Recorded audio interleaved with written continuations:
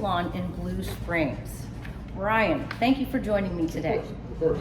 I have been cyber stalking you for well over a year now, and it's truly a pleasure to meet you. Well, very nice to meet you as well. Yes, thank you for having me in today. Of course, of course. Please give me a little career history and tell me how you landed into this industry that you don't necessarily seem to look the part. I'll try and make it as condensed as possible.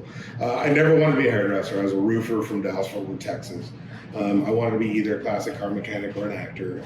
I didn't know anything about classic cars whatsoever. I knew that I had the wardrobe and I had the cool hair, so I wanted to see if I could get paid pretty much being a pinup boy. And when it came to acting, I really did, I'm super dyslexic and ADD, and I really couldn't remember any of the lines, so I wasn't going to be able to make it being an actor either. So I was pretty much making a living giving blood for beer money up in Portland, Oregon, and my ex-wife, who was my girlfriend at the time, came home one day. She's like, "Ryan, you got to get a job," and she was a hairdresser. And she's like, "Well, I'm like, no, I'm watching daytime television. I'm watching Maury Povert, Skinny Moose Gooch."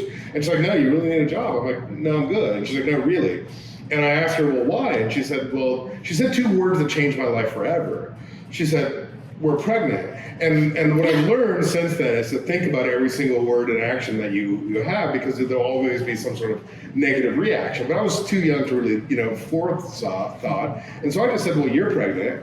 And so after the beating stopped and the bruises healed, I was like, "Well, what do you want me to do?" Because I was literally voted most likely to be incarcerated, in high school. Like, if I wasn't a hairdresser now, I'd be outside stealing your car stereo. So I was like, "Well, what do you want me to do? I have no dreams, I have no goals, I have no skills whatsoever, like what?" And she's like, "Well, why don't you go to beauty school?" And I didn't want to go to beauty school. I mean, that's ridiculous. And she's like, "Well, you need to go anyways. I mean, you don't have any other options." And I really didn't want to fight because she was angry all the time because she was hormonal. And so I ended up going to beauty school, and I hated every minute of it. I always tell people that my very first, client in beauty school passed away in my chair.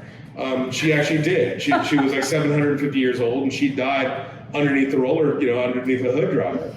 But I will say that as I moved on through beauty school, I went to my first hair show, and I fell in love with that.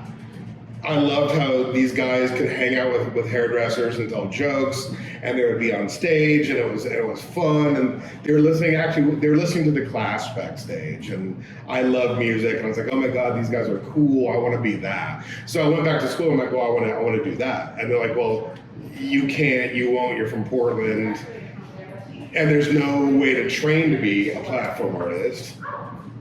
I'm like, "Well, I'll go to a school that teaches that." And they're like, "Well, there isn't one." And so finally, I was like, I graduated eventually and went to work for Paul Mitchell, and that's how I fell into the whole thing. I actually was working for Paul Mitchell about 6 months before I ever graduated from beauty school. I was working for Paul Mitchell at the height of Paul Mitchell, the 90s, Sure. Teaching people how to cut hair and how to sell Paul Mitchell and how to make money doing hair. And I hadn't even made any money. I was literally making tips from, little old ladies that were giving me like 50 cents and saying, "Don't spend it all on, clothes." So that's really kind of my whole thing. Okay. I was falling into it, and it wasn't until I got out and I started seeing that there was a track to become a platform artist and an educator is when I truly fell in love with it, because, I fell in love with working with hairdressers. Awesome. Yeah. That's wonderful. We're so fortunate to have you here as a KC local. Good. I know you moved here during the very first pandemic. Tell us what that experience was like for you and how you adjusted to connecting with people online instead of in person, and how you're doing today.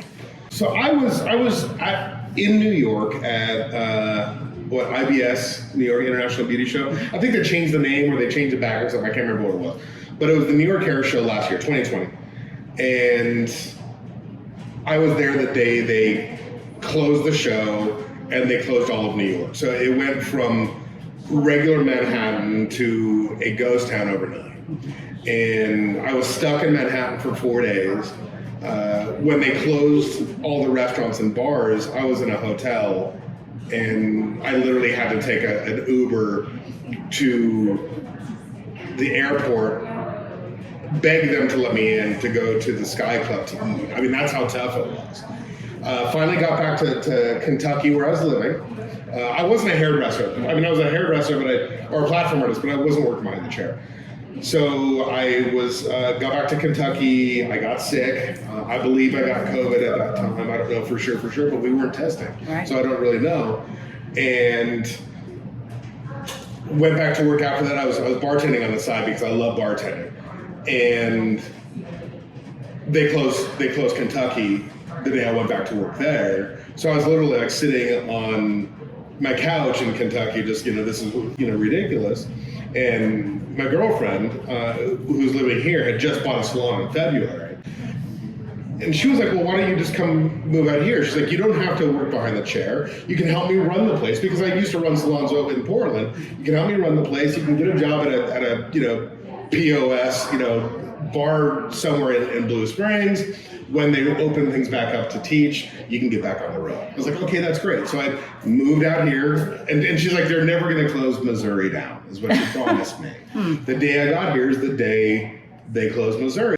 So we get into quarantine, and that was tough. That was really tough for me. And I already had some of my projects that were going, and I kind of found solace through Zoom with hairdressers. Once a week we had a Zoom happy hour where hairdressers could just get together and have drinks, and we would make a certain recipe. So one person would share a recipe with the rest of the group on how to make the drink. We'd all have the drinks. It was a lot of fun because we weren't able to go to bars, and I really wanted to hang out with hairdressers at bars. I missed it, and I missed hair shows.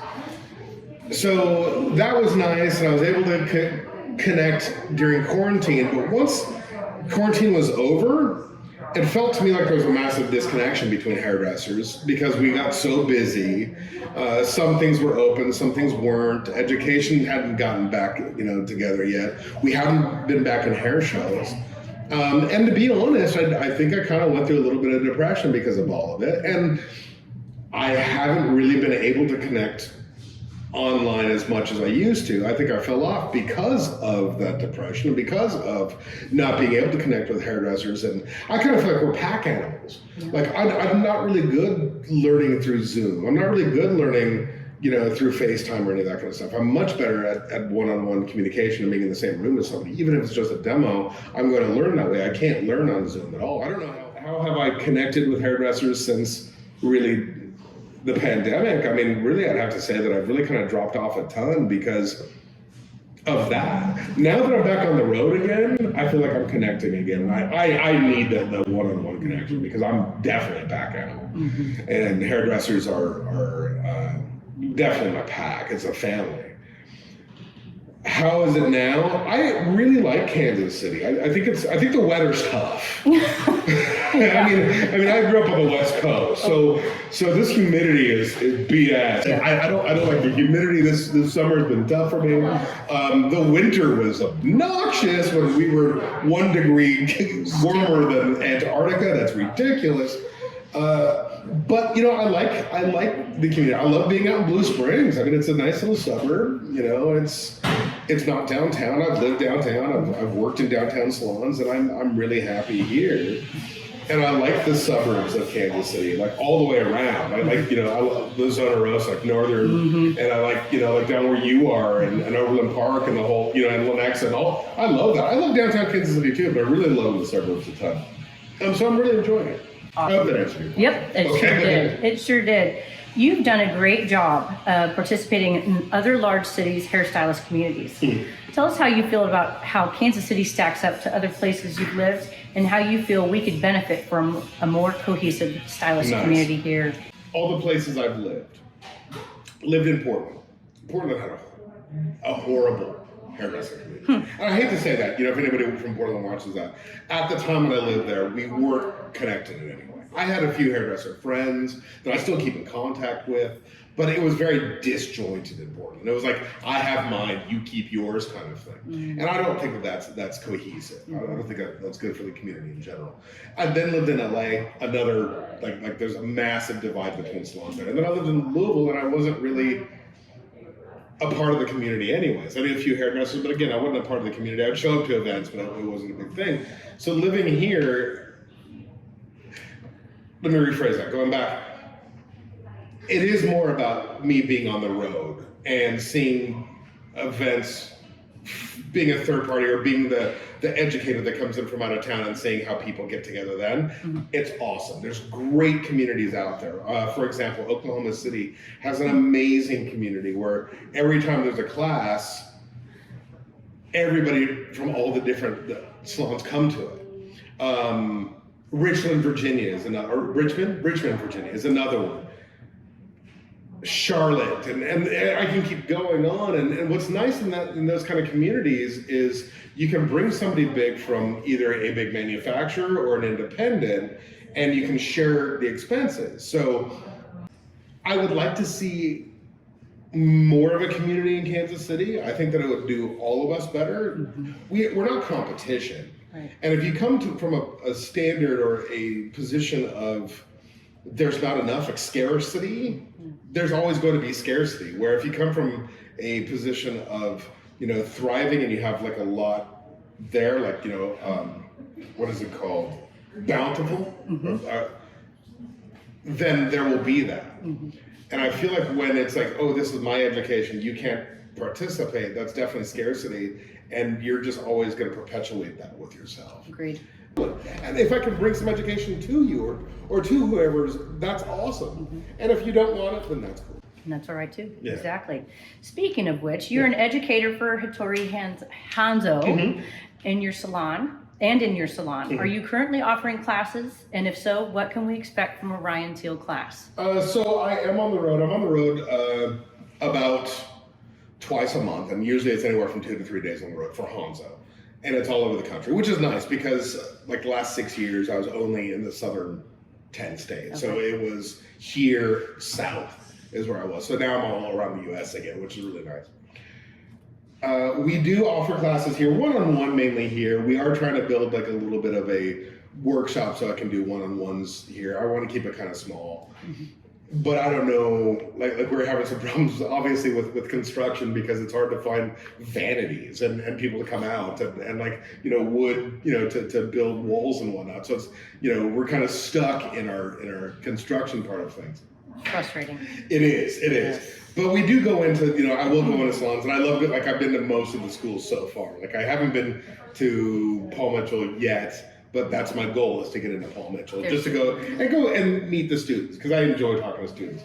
But to answer your question, what does a Ryan Teal class look like? It kind of looks like a car wreck in really slow motion. I look like I'm always messing up. But I do that on purpose. I've always told people that when watching me, it looks like I'm making mistakes all the time. But I do that because then it hides my actual mistakes. Yeah, totally. Yeah, if I'm dropping things and all, then you can't tell that I just messed up on that client's or on that model's hair. So yes, it's kind of a car wreck. My classes are fun. I believe that you're only able to absorb as much as your butt can handle. So if it's not fun, then you're gonna get bored. And one thing that I'd like to say to students and to hairdressers and all that kind of stuff is, I do love that people go to beauty school. I love all that kind of stuff, and eventually, not everybody's going to be a hairdresser once they graduate. I mean, maybe 2 to 3 years down the road, you're going to find something different. But I really want this to go out to the people that do leave the industry, is that just remember what we're doing, and that this is a fraternity, and it's a family of people that do this for a living. And we, like I've said it multiple times now, we are pack animals, and we all have the same problems and the same great things. I mean, we all have flat feet and caved in ankles from standing on hardwood floors all day or concrete floors. We all have varicose veins and bad knees and a bulging disc at L4 and L5 and wrist problems. Yeah. I mean, when I sit down on an airplane, my hands go to sleep. And we all have, our shoulder blade catches on fire every time we turn on a blow dryer. We all have bad credit. We all have, a little bit of debt. a bad attitude, a little bit of a drinking problem. I mean, but that's the joy of being a hairdresser, I mean, and it's one of those that when people do leave the industry, remember, the people who are still in it, the people that are still in it, just remember that we're all in it together. And that's really kind of, one thing that I really hope to leave, for this. Awesome. Yeah. Thank you for joining us to watch the first of 3 interview segments with award-winning stylist Ryan Teal. Be sure to like this video and subscribe to catch our next video in this series. In our next video, Ryan tells us what it's like to attend a class of his, Ryan's video series, More Awesomer Hairdresser, how the salon industry chose Ryan, and get some tips for anyone interested in getting into hair competitions.